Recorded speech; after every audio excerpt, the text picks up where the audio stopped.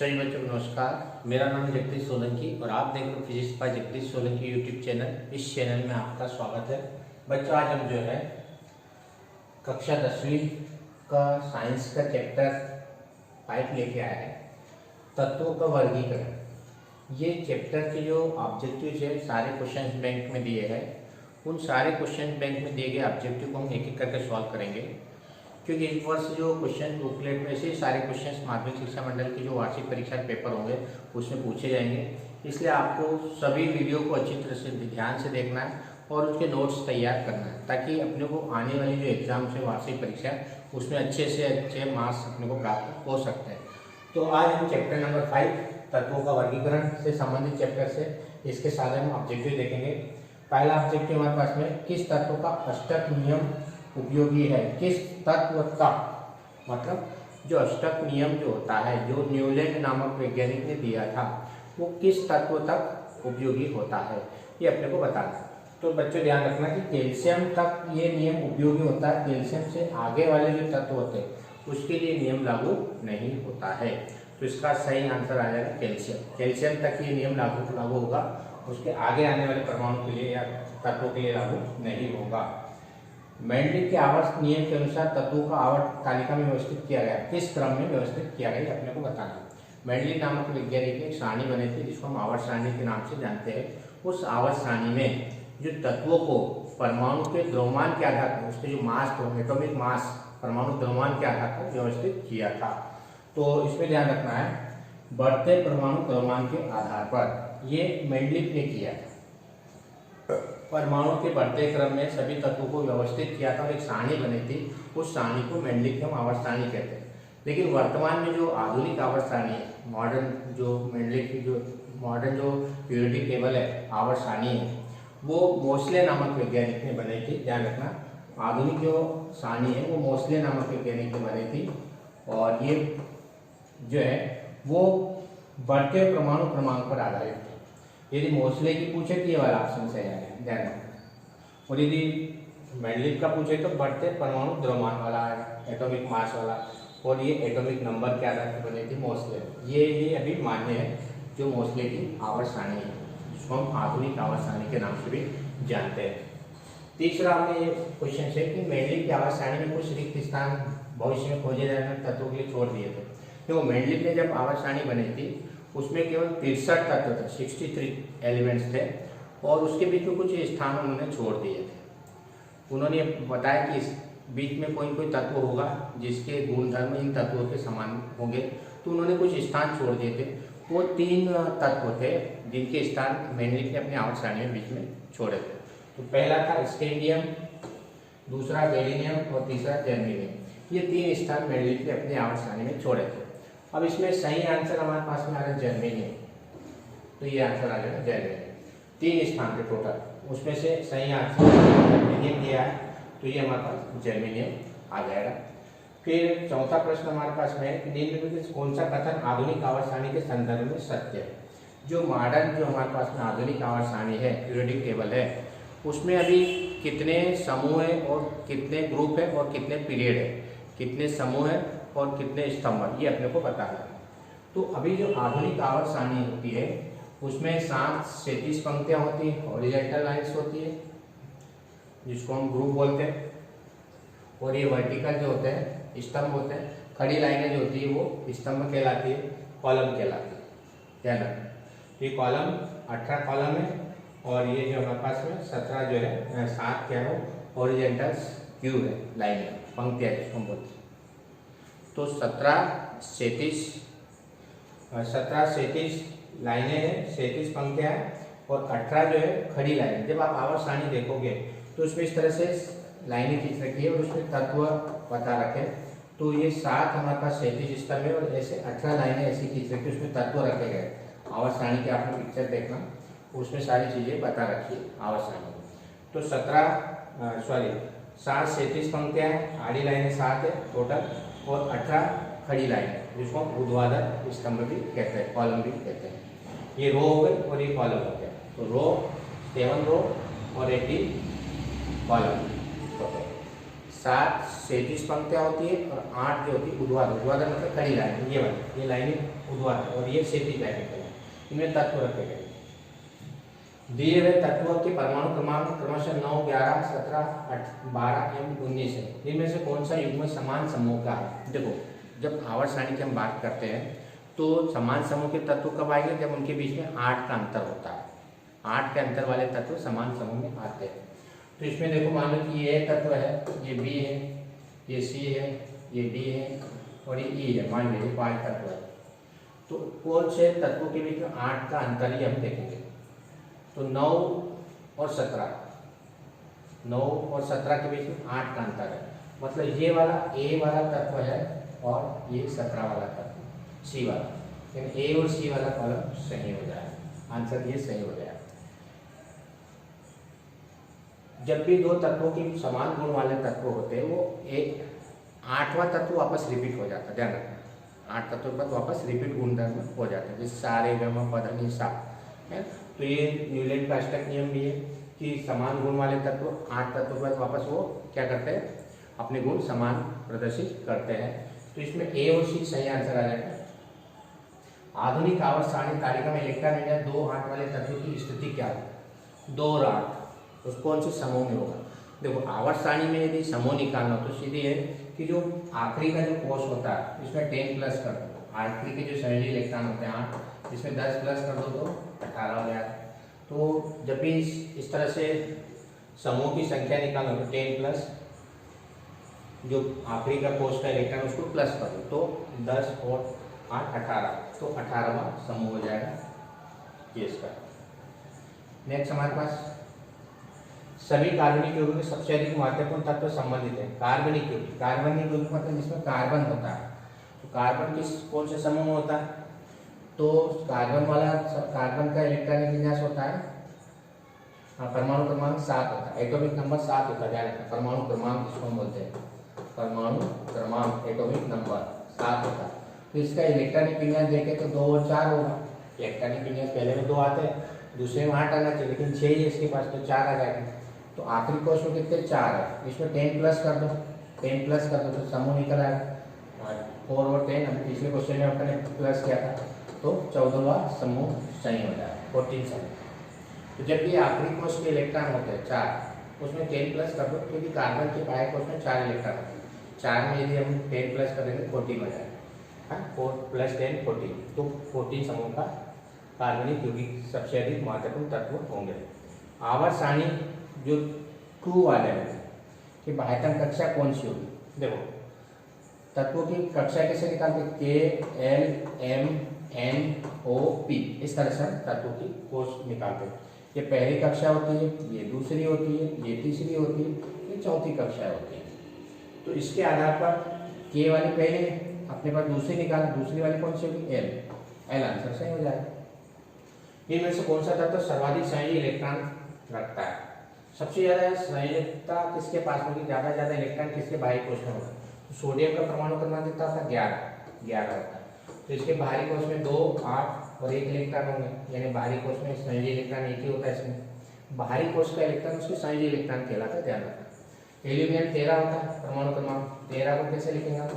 2, 8, 10 और 3 13, इसमें 3 होते हैं। सिलिकॉन का 14 होता है, 2, 8 और 4, इसमें बाहरी कोष में 4 इलेक्ट्रॉन, इसका 15 होता है 15, तो 2, 8 और 5, यानी सबसे ज्यादा बाहरी कोष में इलेक्ट्रॉन कितने होते हैं? फास्फोरस के, पी के। तो इसकी संयोजी इलेक्ट्रॉन 5 होती है सबसे ज्यादा, इसलिए की होती है। इनमें से कौन सा क्रम तत्व OF रेन की परमाणु त्रिज्या को सही बढ़ते क्रम में प्रदर्शित करता है? बढ़ते क्रम। देखो, इसमें एक चीज ध्यान रखना, आवर्त सारणी हम लेफ्ट से राइट जाते हैं। लेफ्ट से राइट मतलब ये आवर्त सारणी बनी होती है इस तरह से आवर्त सारणी बनी हुई है। यदि इधर से इधर जाते हैं, ये लेफ्ट हो गया, ये राइट हो गया, ठीक है। इधर से इधर जाते हैं, तत्वों का वर्गीकरण यदि इधर से, तो उसकी जो त्रिज्या होती है, रेडियस होती है, एटॉमिक रेडियस, वो घटती है। तो अपने को बढ़ते क्रम में बताना, तो सबसे ऑक्सीजन का परमाणु क्रमांक 8 होता है, फ्लोरीन का 9 और नाइट्रोजन का 7। तो सबसे कम किसका है? नाइट्रोजन का। नाइट्रोजन का कितना होता है? 7, ऑक्सीजन का 8, फ्लोरीन का 9। अब ये क्या कह रहा है? क्वेश्चन में पूछा कि बढ़ते क्रम में, तो इधर जाते तो घटती है, मतलब सबसे कम किसकी होगी? फ्लोरीन की, उसके बाद ऑक्सीजन की, उसके बाद नाइट्रोजन की। तो फ्लोरीन सबसे पहले, सबसे कम, उससे ज़्यादा ऑक्सीजन, उसके बाद नाइट्रोजन। उल्टा होता है, ध्यान रखना, ये वाला सही आ गया। इधर जाते हैं तो बड़ी वाली कौन सी? बढ़ते क्रम में लिखना। सबसे कम किसकी होगी? फ्लोरीन की। क्यों? क्योंकि लेफ्ट से राइट जाते तो घटता है, ये सबसे कम होगी, उसके बाद ये होगी, उसके बाद ये होगी। इनमें सबसे ज़्यादा नाइट्रोजन की रेडियस होगी। और यदि टॉप टू बॉटम जाते हैं, ऊपर से नीचे जाते हैं, तो ऊपर से नीचे जाते तो बढ़ती है, ध्यान रखना। ऊपर से नीचे जाने पर बढ़ेगी, इधर जाने पर घटती है, दोनों चीज़ें ध्यान रखना। आवर्त सारणी में लेफ्ट टू राइट, सीधे हाथ से उल्टी तरफ जाते हैं तो घटती है, और ऊपर से नीचे यदि आते हैं तो त्रिज्या बढ़ती है, ध्यान रखना दोनों चीजें। तत्व का सर्वाधिक परमाणु त्रिज्या रखता है। कौन सा तत्व की त्रिज्या सबसे अधिक होती है? तो फ्रांसियम, जो कि आखिरी तत्व 118 जो भी तत्व है, ये फ्रांसियम होता है। इसकी त्रिज्या सबसे, फ्रांसियम जिसका संख्या Fr होता है, इसकी परमाणु त्रिज्या सबसे अधिक होती है। मोसले की आवर्त सारणी पर आधारित है। तो ये मोसले की जो आवर्त सारणी थी वो परमाणु क्रमांक पर आधारित होती है, एटॉमिक नंबर पर आधारित होती है, ध्यान रखना। एटॉमिक नंबर से ही परमाणु क्रमांक के आधार पर पूरी पीरियोडिक टेबल बनेगी, आवर्त सारणी बनेगी। और मेंडलिव ने परमाणु भार के आधार पर एटॉमिक नंबर की जगह मास लिया था, ध्यान रखना। एटॉमिक नंबर की जगह परमाणु द्रव्यमान लिया था।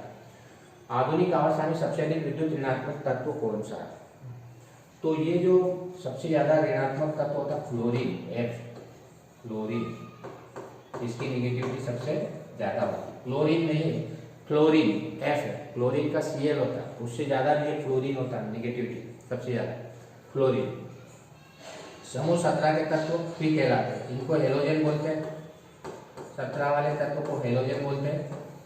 क्लोरीन, ब्रोमीन, आयोडीन, क्लोरीन, ये हेलोजन तत्व कहलाते हैं, ध्यान रखना। समूह 17 के तत्व को हम हेलोजन तत्व भी कहते हैं। अष्टक का नियम न्यूलैंड ने दिया था, न्यूलैंड। तत्वों की त्रिक व्यवस्था, त्रिक व्यवस्था जो थी डोबे-राइनर ने दी, डोबे-राइनर, ये नाम याद रखना, डोबे-राइनर, डोबे-राइनर ने दिया था। त्रिक व्यवस्था डोबे-राइनर की थी। और अष्टक का जो नियम था ऑक्टेट वो न्यूलैंड ने दिया था। आधुनिक आवर्त सारणी में समूह की संख्या, समूह कितने? 18 समूह होते हैं, 18 समूह होते हैं। खड़ी लाइन जो थी वो समूह 18 हमारे पास। एका एल्यूमिनियम किस प्रकार का ऑक्साइड होता है? ये चीज ध्यान रखना कि एल्यूमिनियम जो भी होता है वो उभयधर्मी ऑक्साइड बनाता है, उभयधर्मी, उभयधर्मी ऑक्साइड होता है, उभयधर्मी ऑक्साइड होता है एका एल्यूमिनियम। नेक्स्ट हमारे पास एका एल्यूमिनियम, ये उभयधर्मी ऑक्साइड हो गया, ये वही वाला क्वेश्चन रिपीट हो गया, उभयधर्मी ऑक्साइड।